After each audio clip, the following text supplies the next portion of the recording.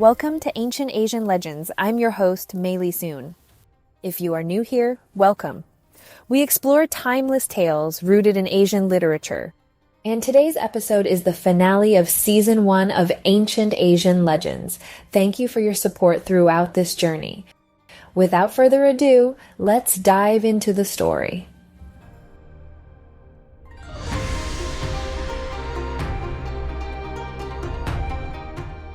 Chapter 27, The Monkey King Unleashed.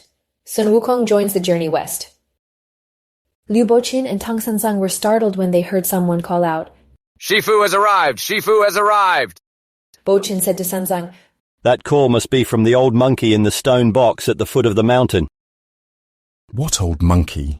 "This mountain used to be called Five Elements Mountain, but after our great Tang Emperor conquered the West and made the country peaceful, it was renamed Two Worlds Mountain. Years ago, I heard some elders say that during the time when Wang Mang usurped the Han dynasty, this mountain came down from heaven, trapping a divine monkey beneath it. He ain't scared of cold nor heat, eats no food and doesn't even drink. Earth spirits guard him, forcing him to eat iron pellets when he's hungry and drink molten copper when he's thirsty. From ancient times until now, he hasn't died from cold or hunger. This call must be from him. Oh, wise monk, don't be afraid. Let's go down the mountain to see." Tang Sanzang had no choice but to comply. He led his horse down the mountain. After walking a short distance, they indeed saw a monkey between the stone slabs, showing his head and stretching out his hands, waving wildly and saying, "Shifu, why'd you come so late? But don't get me wrong, it's good you've come. It's great you've come. Save me and I'll protect you on your journey to the Western Heaven." The monk approached for a closer look. The monkey's appearance was quite striking. He had a sharp mouth and sunken cheeks, with golden pupils and fiery eyes. Moss piled on his head and vines grew in his ears. There were few hairs on his temples, but much green grass. No beard on his chin, but lush green moss. Dirt covered his brows, and mud filled the hollows of his nose. His fingers were thick, his palms heavy, all covered in dust and grime. Fortunately, his eyes could still move and his throat and tongue could still speak. Though his speech was fluent, his body could not move. This was indeed the great sage equal to heaven from 500 years ago, now unable to escape heaven's punishment. Liu the Protector was indeed brave. He walked up, cleared away the grass from the monkey's temples and chin, and asked, "What do you have to say?" "I have nothing to say. Ask that Shifu to come here. I want to ask him something." "What do you want to ask me?" "Are you the one sent by the great king of the Eastern land to fetch scriptures from the Western Heaven?" "I am. What about it?" "I am the great sage equal to heaven, who caused trouble in the celestial palace 500 years ago. Because I misbehaved, I was trapped here by the Buddha. Earlier, there was a Guanyin bodhisattva who, following Buddha's instructions, went to the Eastern land to find someone to fetch the scriptures. I asked her to save me, and she advised me to behave myself, devote myself to Buddhism, and diligently protect the scripture seeker on his journey to the West to pay homage to Buddha. After that, there would be good things in store for me. So I've been anxiously waiting day and night, just waiting for the Shifu to come and save me. Long story long, I'm willing to protect you on your journey to fetch the scriptures and be your disciple."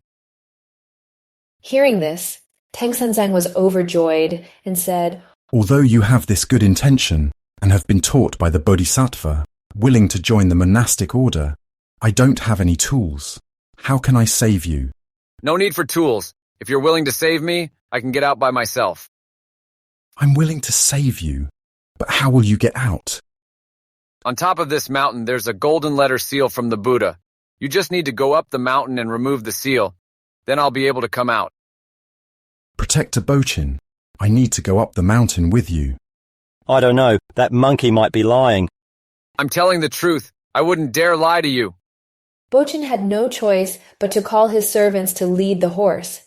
He supported Tang Sanzang as they climbed back up the high mountain. Clinging to vines and creepers, they made their way to the very peak. Indeed, they saw thousands of golden rays and auspicious clouds.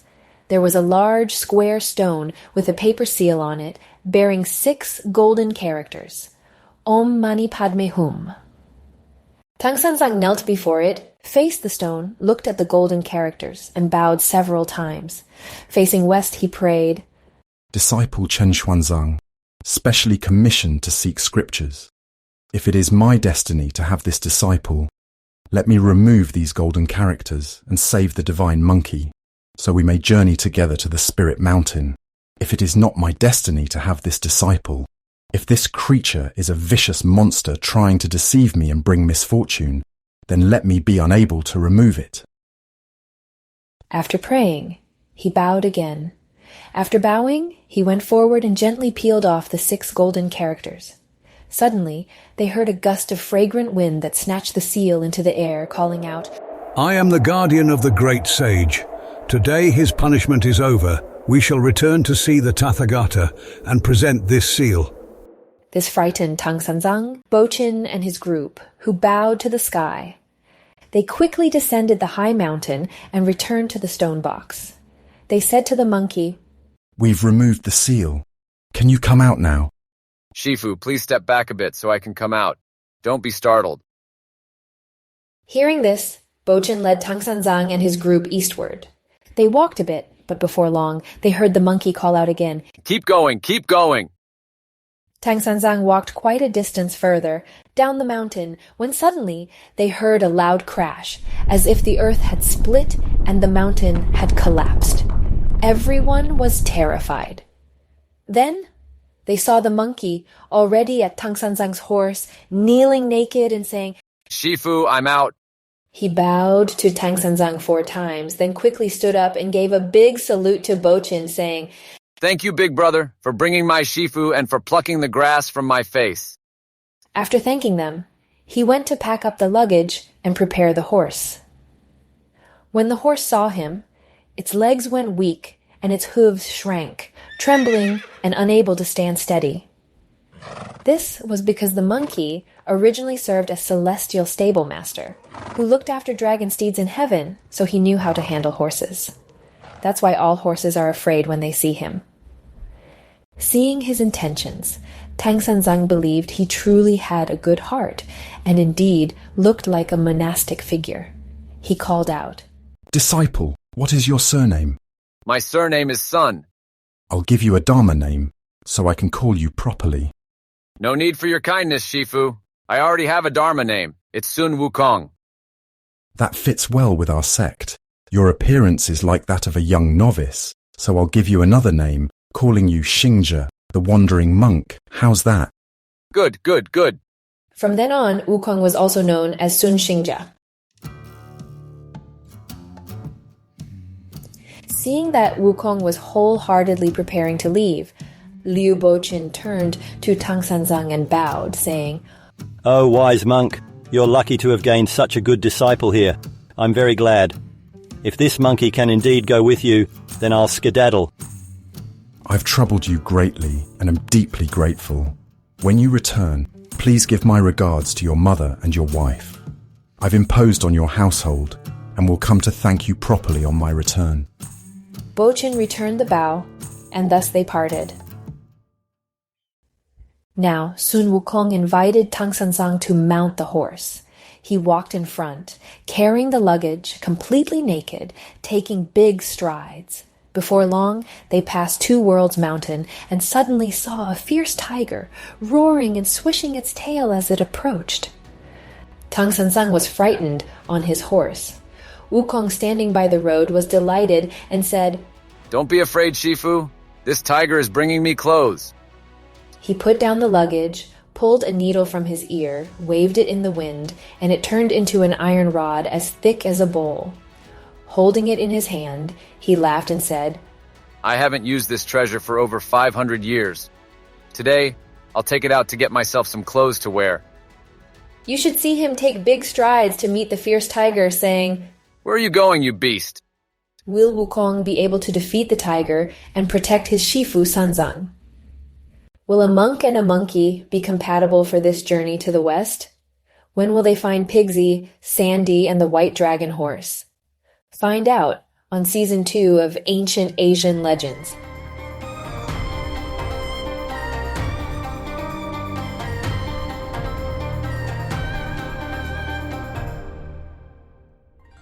Today's episode was adapted and edited by Matthew Borer, featuring original music by Jeff Harvey, Coma Media, Vlad Krotov, and Studio Columna. This episode completes Season 1 of Ancient Asian Legends. Thank you so much to all of our listeners. Your support motivates and inspires us. We have been loving this journey with you, and we appreciate you. Follow us on Facebook, Instagram, TikTok, Twitter, and YouTube by searching Ancient Asian Legends to receive episode highlights and ancient Asian proverbs. We will be announcing Season 2 on social media soon. What will happen on the journey to the west? When will Sanzang and Wukong meet Pigsy, Sandy, and the White Dragon Horse? Will all of them get along? What challenges lie ahead? Find out more in Season 2 of Ancient Asian Legends. Until then, take care and stay enchanted.